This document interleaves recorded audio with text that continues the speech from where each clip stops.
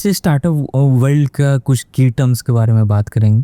और सर आप बताइएगा जो कॉमन ऑडियंस है इंडिया का उसके लिए, मतलब तो sir what do mean by startup sir? The word startup sir, startup layman term में समझाना चाहो वो कॉर्पोरेट से कैसे डिफरेंट है सर, कॉर्पोरेट वर्ल्ड से? ये बड़ा टफ सवाल है, बहुत टफ सवाल है। बहुतों ने इस सवाल का जवाब देने की कोशिश करी, मैं भी कोशिश कर। वैसे प्लीज़ देखो यार, ऐसा है, आप अगर 50 साल पहले जाओ, ठीक है सर, ठीक है, लेटर से 1980, 1970, 1985, ठीक है ना, जो भी उस टाइम बिजनेस स्टार्ट करता था एक्चुअली उसका स्टार्टअप था।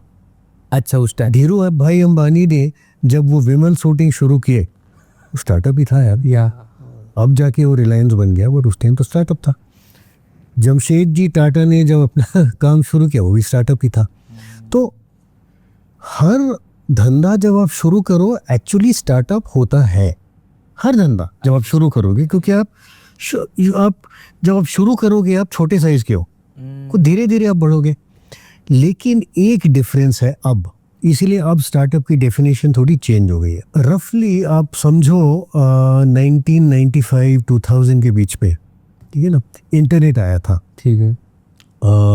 अमेरिका में तो मेरे ख्याल में 1995 में ही पॉपुलर हो गया था, इंडिया में शायद लेट 90s या 2000 में पॉपुलर हुआ। तो जब से इंटरनेट आया, जब से टेक्नोलॉजी आई ना, 2-3 बड़ी इंपॉर्टेंट चीज़ें हुई हैं। जैसे सर? इंटरनेट से पहले, ये टेक्नोलॉजी आने से पहले, आपके जो कस्टमर थे, आपने धंधा चलाया, ठीक है सर, आपके जो कस्टमर थे वो लोकल थे, ठीक है ना। तो मैं मान लो दिल्ली में मालवीय नगर में मेरी दुकान है या मेरा बिजनेस है, तो मेरे customers most likely Malviya Nagar के आसपास या शायद नेक्स्ट कॉलोनी, मैक्सिमम दिल्ली में होंगे, उसके आगे नहीं होंगे। यू आर राइट, ठीक है, लोकल कस्टमर होते थे। इंटरनेट के आने से हुआ क्या कि जी, मैं चाहे कन्याकुमारी में हो और मेरा कस्टमर कश्मीर में हो, कोई प्रॉब्लम नहीं है, नो प्रॉब्लम, डिलीवर हो जाएगा। या अगर सर्विस है तो अब जैसे टिकट बुकिंग है, मैं ऑनलाइन टिकट उसको भेज दूंगा, वहाँ से वो डाउनलोड करके प्रिंट कर लेगा या फ़ोन पे सेव कर लेगा, ठीक है ना।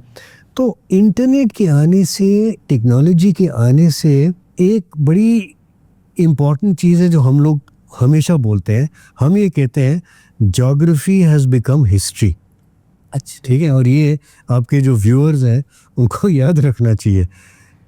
पहले ज्योग्राफी कंस्ट्रेंट थी, मेरा धंधा दिल्ली में है या साउथ दिल्ली में है, मेरे कस्टमर साउथ दिल्ली में ही होंगे। अब कंस्ट्रेंट नहीं है, सो ज्योग्राफी हैज़ बिकम हिस्ट्री। वो तो पास्ट चीज़ है, मैं तो कहीं भी बेच सकता हूँ, मैं तो अब्रॉड भी बेच सकता हूँ। उससे हुआ क्या कि आपके लिए ना अपॉर्चुनिटी बहुत बढ़ गई। पहले आपकी अपॉर्चुनिटी लोकल थी, अब आपकी अपॉर्चुनिटी यार पूरा देश है, पूरी दुनिया है। India 150 crore population. हाँ, 150 तो पहुंचा नहीं है अभी, जो भी है 145 है। हाँ, सो अपॉर्चुनिटी इतनी बड़ी हो गई, सही। इसीलिए लोगों ने बड़े रैपिडली ग्रो करना शुरू किया कि जी, मेरा तो अब सिर्फ लोकल नहीं है, मैं तो कहीं भी बेच सकता हूँ, मैं सारे में बेचूंगा।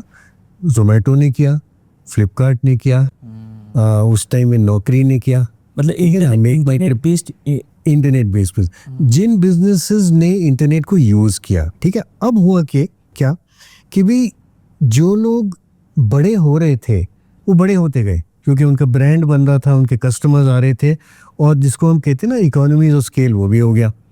जो छोटे थे वो छोटे रह गए, मर गए।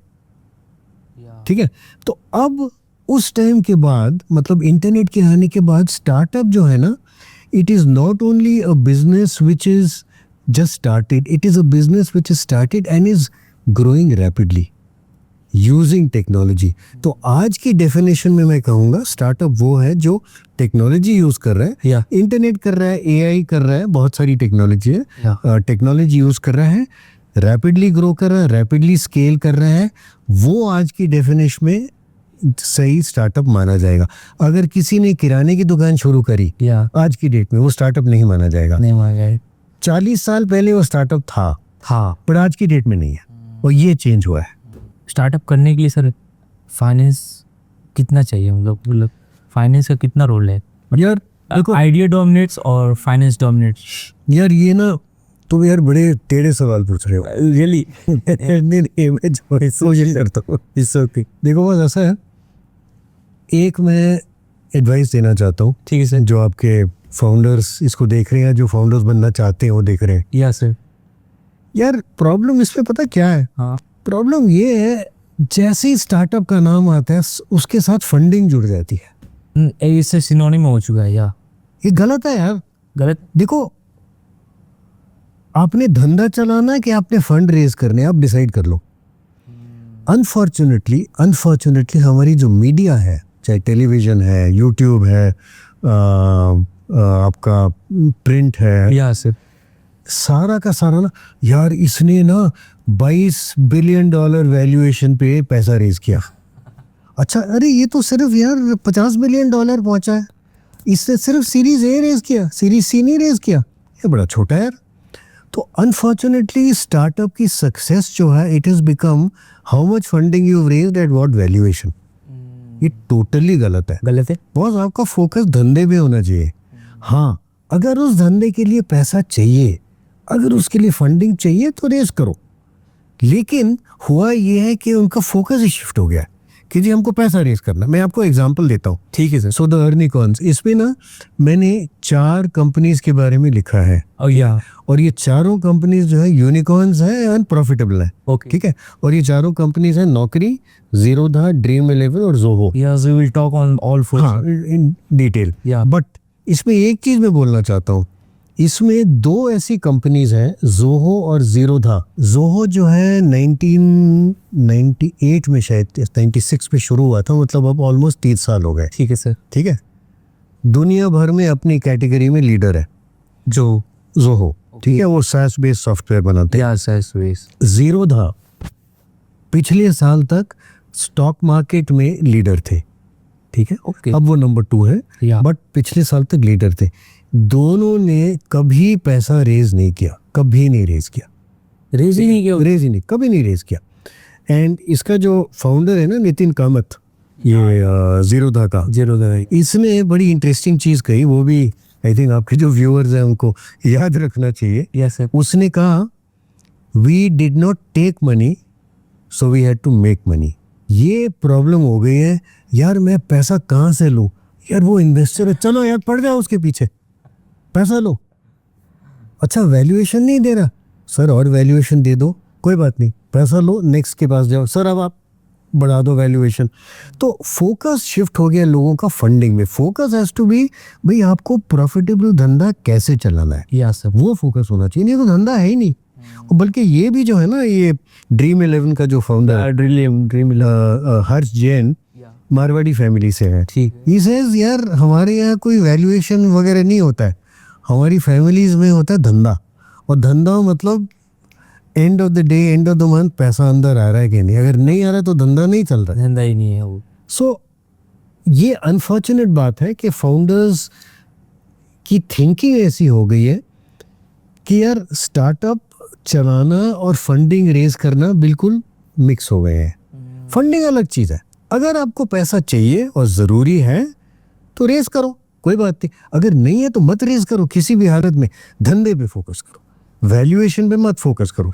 ये मत फोकस करो कि भी कितने कितने मतलब $1 मिलियन। ये भी मतलब एक फनी चीज़ है, इंडिया में रेज करते हैं, कई बार एग्रीकल्चर में काम करते हैं, लेकिन बात करते हैं डॉलर्स की।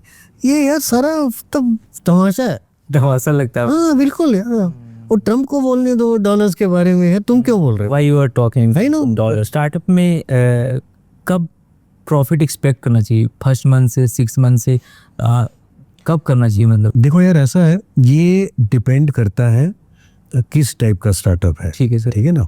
जनरली शुरू में प्रॉफिटेबिलिटी नहीं होती है, उसका रीज़न ये है, प्रोडक्ट बिल्ड करना होता है। अगर जैसे आपका लेट्स से आपकी इंटरनेट साइट हो, ठीक है sir. For example make my trip, या उन्होंने जब शुरू किया था तो शुरू में वो साइट डेवलप कर रहे थे ऑनली। अब हाँ, और जब साइट डेवलप कर रहे हो तब तक तो कोई धंधा आ ही नहीं सकता है, कोई साइट बनी नहीं है। ठीक है ना। अच्छा, उसके बाद उनकी प्रॉब्लम ये हो गई कि इंडिया में लोग इंटरनेट पे पेमेंट नहीं करना चाहते थे क्योंकि उस टाइम में ओटीपी नहीं होते थे। 2010 की पहले की बात बता। हाँ हाँ, इन्होंने शुरू किया था 2000 में। Make my trip. Make my trip, oh my God. क्या वो मेरी अगली किताब है। अच्छा अच्छा। सो उस टाइम में लोग अपना क्रेडिट कार्ड नहीं डालना चाहते थे इंटरनेट पे कि यार घबला हो जाएगा। डरते थे सर, मेरे पेरेंट्स टुडे। हाँ बिल्कुल। आज आरबीआई ने रेगुलेशन चेंज कर दिए, वो कहता है ओटीपी के बगैर आप नहीं कर सकते हो। इसीलिए जब तक आप क्रेडिट कार्ड आपके पास है और फोन आपके पास है, अगर ये दोनों आपके चोरी हो गए हो तब तो आपकी प्रॉब्लम है, ठीक है ना। बट दोनों में से होपफुली एक चोरी नहीं होगा, ठीक है ना। तो ये प्रॉब्लम होगी, तो इसीलिए बहुत टाइम लगा लोगों को एक्सेप्ट करना। फिर इनका ब्रांड नहीं था उस टाइम, ब्रांड लोगों ने सोचा ही नहीं था कि यार इंटरनेट पे हम टिकट बुक कर सकते हैं। तो टाइम लगा ब्रांड बिल्ड करना, मार्केटिंग में। तो शुरू में जनरली हम एक्सपेक्ट करते हैं कि भी स्टार्टअप जो है वो प्रॉफिटेबल नहीं होगा। अच्छा। अब कितनी जल्दी प्रॉफिटेबल होगा वो वेरी करता है। जैसे मैंने कहा, मेक माई ट्रिप को कोई तकरीबन 8-9 साल लग गए प्रॉफिटेबल होने में, ओह माय गॉड। ठीक है ना। तो डिमांड से पहले का स्टार्टअप हो गया नहीं सर? हाँ बिल्कुल, डिमांड उन्होंने क्रिएट करी। अच्छा, उन्होंने ठीक है। क्रिएट की। प्रोडक्ट बिल्ड किया, डिमांड क्रिएट करी और मार्केट लीडर्स हैं अब, और आज की डेट में बहुत प्रॉफिटेबल है, Make my- बहुत ही प्रॉफिटेबल है। तो ये लोग हैं, ये जो दूसरे Naukri.com, ये प्रॉफिटेबल हो गए थे मेरे ख्याल में फर्स्ट सेकंड ईयर में प्रॉफिटेबल हो गए थे, पर टाइम लगा। फर्स्ट डे से बड़ा मुश्किल है प्रॉफिटेबल होना, है ना, बहुत मुश्किल है। मतलब एक्सपेक्ट नहीं कर सकते। और जो इन्वेस्टर है ना वो भी रियलाइज करते हैं कि यार शुरू में प्रॉफिटेबल नहीं होंगे, लेकिन you must have what I call a path to profitability. अगर आप लॉस मेकिंग हो और नेक्स्ट ईयर आप आओ हंसते हंसते, सर मेरा लॉस डबल हो गया, बॉस वो एक्सेप्टेबल नहीं है। आपका लॉस कम होना चाहिए, ग्रो करो लेकिन आपका लॉस कम होना चाहिए। अगर आपका लॉस कम हो रहा है और स्टेडीली कम हो रहा है, तो मुझे पता है कि यार 3 साल या 4 साल या 5 साल में प्रॉफिटेबल आप हो जाओगे, मैं आप में इन्वेस्ट करने को तैयार हूँ। लेकिन अगर आपका लॉस इंक्रीज करता जा रहा है तो मैं इन्वेस्ट क्यों करूँ यार, मैं पागल हूँ।